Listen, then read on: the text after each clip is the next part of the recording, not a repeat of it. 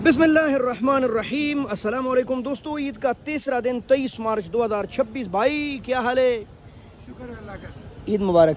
तीसरा दिन क्या हाल है? भिंडी का भिंडी 800 का 800 रुपये, 160 रुपये किलो। जी। और ये ग्रीन चॉकलेट किस तरह है?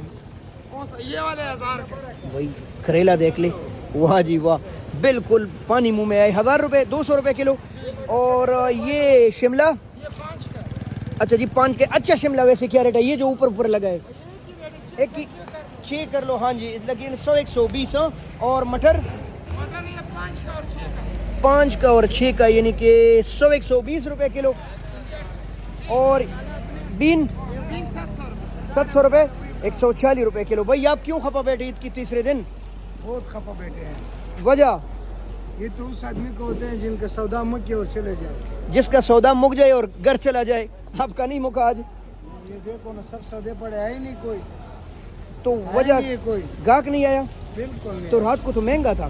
रात को महंगा था, बस लोगों के ऊपर जो है ना हाथ लगे होते। सुबह का कोई नहीं। सुबह गाहक कोई नहीं। ये पूरी लाइन अब खाली आपको नजर आ रही है। लोग भी नहीं है और छापे वाली भी नहीं है। होना चाहिए कि महंगा हो, लेकिन लोग नहीं है ना। इंशाल्लाह कल से मंडी के रौनक बहाल हो जाएंगी। क्या ख्याल है?